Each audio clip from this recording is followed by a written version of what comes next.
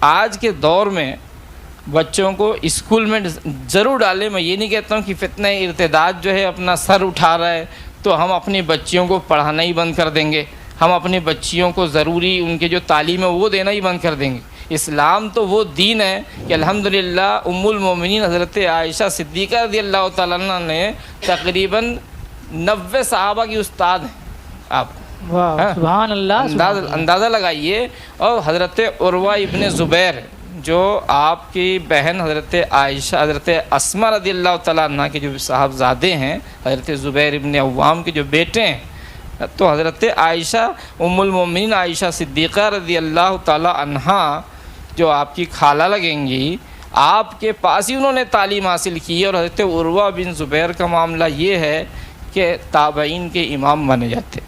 سبحان اللہ, سبحان ہزاروں اللہ. محدثین کے اور تابعین کے امام مانے جاتے ہیں. اور ام المومنین عائشہ صدیقہ رضی اللہ تعالیٰ عنہ ہی نہیں, اور ان کی بات میں بتا دوں آپ کو, جراحت میں, طب میں, ہے نا, یعنی کہ میڈیکل سائنس کی بھی آپ کو نالج تھی. سب سے زیادہ ہمارے مفتی صاحب بیٹھے ہوئے الحمدللہ وراثت کے معاملات میں, ہاں, سب سے زیادہ ماہر, یعنی کہ آج کے ٹائم میں کہ میتھ میں سب سے زیادہ جانکاری اگر کسی کو تھی تو ام المومنین حضرت عائشہ صدیقہ رضی اللہ تعالیٰ عنہ, ہے نا.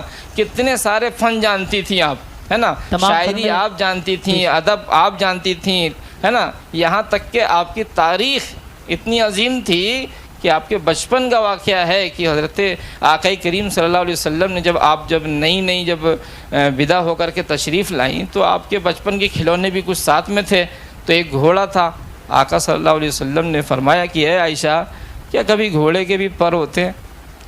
تو آپ نے فوراً کیا جواب دیا کہ حضرت سلیمان علیہ السلام کی تو گھوڑا تو اڑتا تھا آسمان میں.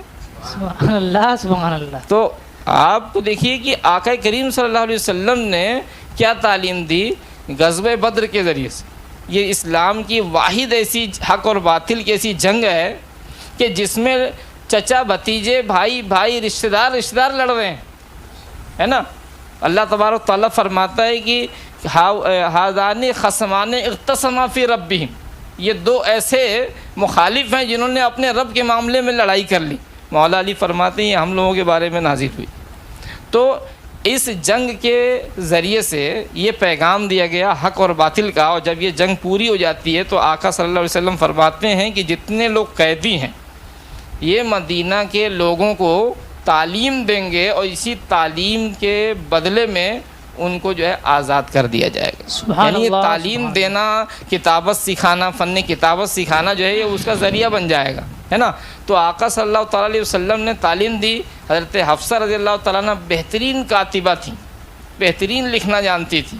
اور آقا صلی اللہ علیہ وسلم کے صحابیات میں سے ایک آپ کو بتا دوں, خود حضرت فاطمۃ الزہرا رضی اللہ تعالیٰ عنہ بہترین شاعری جانتی تھیں.